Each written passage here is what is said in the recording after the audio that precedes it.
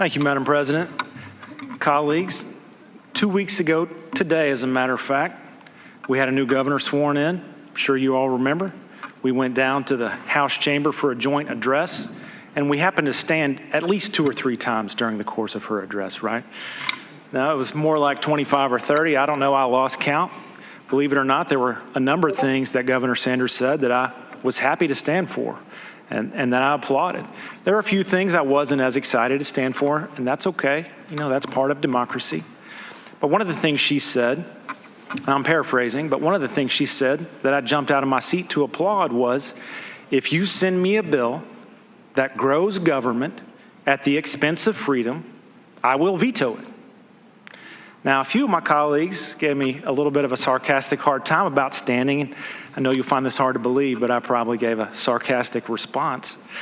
But the truth is, I was happy to stand and applaud because I'm not convinced that this legislature actually stands for limited government. And let me explain what I mean. When it comes to our lives and our people's lives, I believe wholeheartedly that this legislature stands for limited government. But when it comes to other people's lives, I believe this legislature is for big government to control those lives. And that's not unique to the 94th General Assembly. That happened in General Assemblies 1 through 93, as far as I can tell. I know for certain in the last few.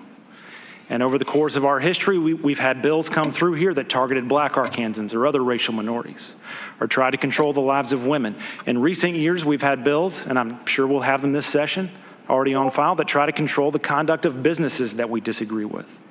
When I first came to the House, there were bills trying to control the lives of gay and lesbian Arkansans.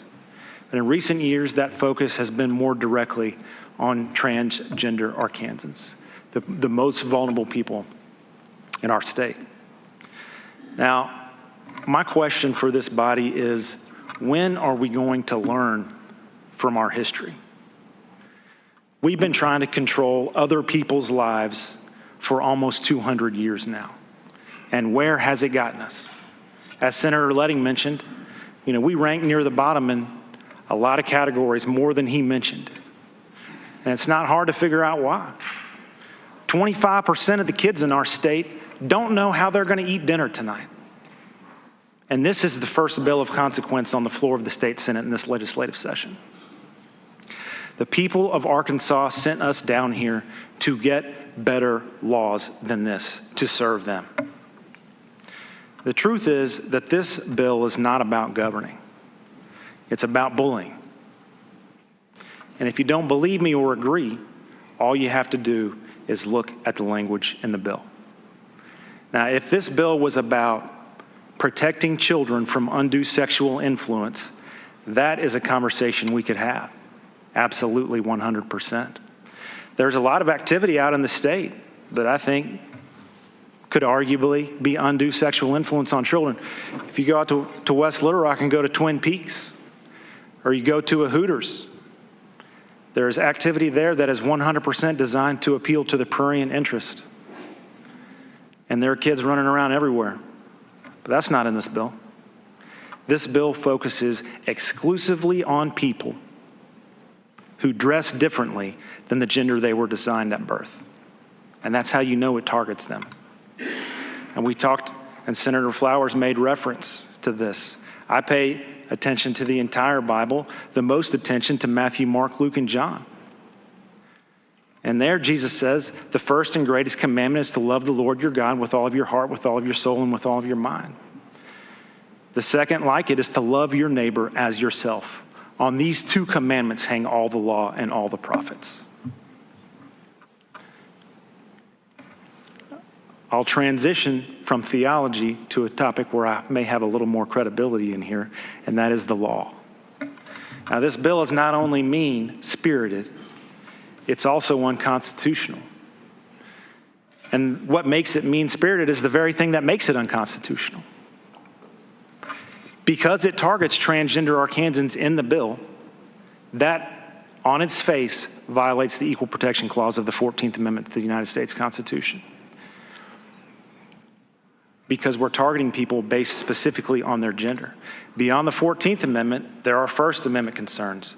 There was another line of applause for the governor's address 2 weeks ago for the First Amendment, the freedom of expression, freedom of speech.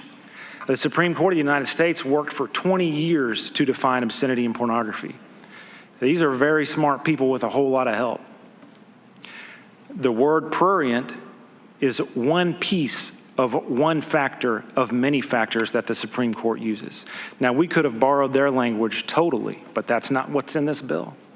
It takes one piece of one factor, the word prurient, and that word is not defined in this bill. I know for certain that Senator Stubblefield and I have different definitions of the word prurient. Is a court going to use his definition, mine, or someone else's? We don't know because it's not in the bill, and because what's prohibited is not fleshed out. So will it apply to a drag queen show? Probably. I'm sure that it will. Will it apply to a gay pride parade? Probably so, because the law is too vague to know for sure. Will it apply to Tootsie, which is appearing right now at the Walton Arts Center in Fayetteville and will be in Little Rock soon? Maybe. If I were their lawyer, I would be very nervous about the advice I would be giving them if this becomes law.